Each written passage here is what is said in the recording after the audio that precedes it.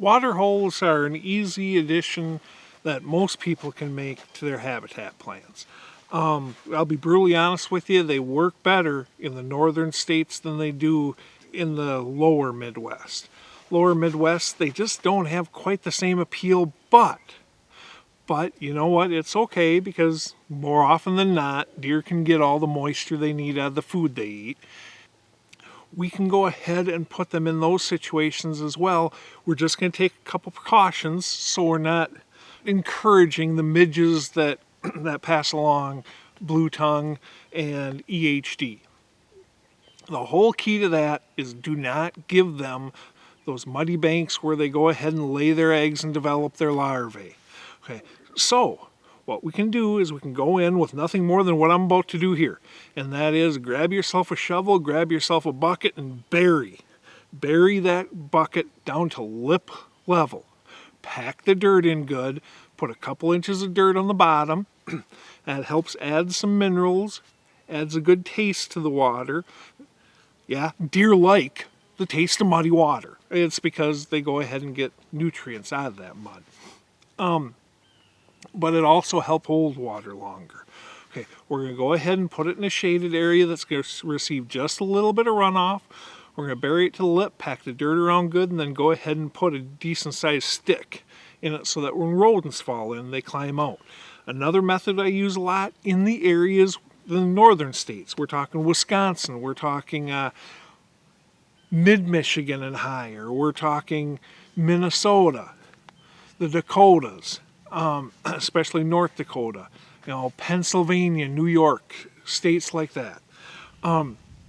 Bring in a dozer and go ahead and just dig yourself a mud puddle. They don't have to be huge. We're not trying to raise fish here. All we need to do is make it deep enough so that it collects and holds water.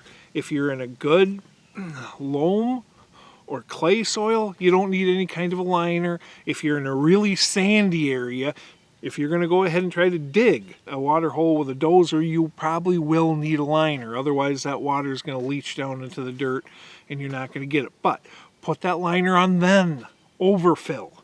Fill on top of it with dirt. So again, they're able to get those minerals out of the dirt.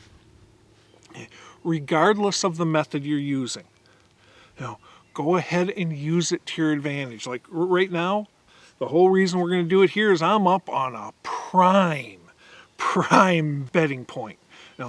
As it slopes down, we've got all these cedars and grasses and weeds. Scrub brush. This is tailor-made for bedding. This backside here, I'm going to go in and I'm going to do a little hinge cutting, create another doe bedding area, because right over there, more mature wood starts.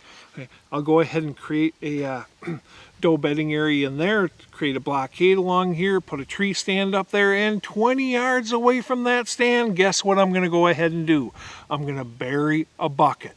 When you're burying a bucket or you're using a bulldozer, use some blockading to make it so that the deer are entering and exiting and drinking in a decent shot angle.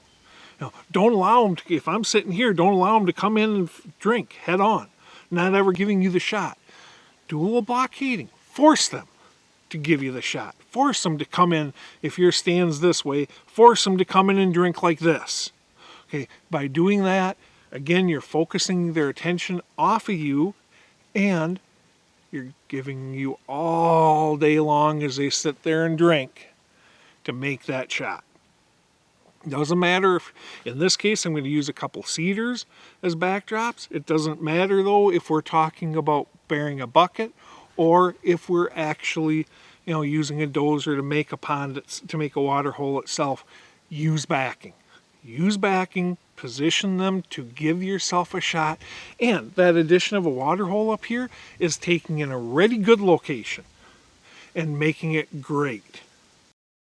Growing Big is brought to you by Wildlife Research Center, the gold standard. Reconyx, see what you've been missing. Antler King, bigger bucks, healthier deer. The Heater Bodysuit, you stay warm or your money back. Furminator, the best food plot implement on Earth. Redneck Blinds, the best hunting blinds on the planet. Chestnut Hill Nursery and Orchards, and foodplotsfordeer.com. Planning your habitat improvements and improving your hunting. Don't be afraid to add water to your setups. It can be had as cheaply as just going out and buying a bucket and a shovel. Just go ahead and use it to your advantage by positioning them within shooting distance of the stand and making it so that the deer have to position themselves for the shots. As you can hear, a vehicle is going by right now. I'm just off the road.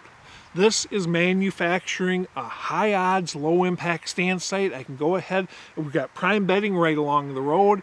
I can go ahead and jump off of the road, climb up the ditch, get in a stand right over there and not having gone 75 yards into the woods. Very low impact. That water source is going to help us. It's going to help us by taking this large area and making that focal point. That focal point where the deer want to go ahead and stop to get a drink of water. I'll even sweeten it further by going ahead and making some mock scrapes around here. Water sources can be a good difference maker. They're cheap, easy, something we all can do out in our deer woods.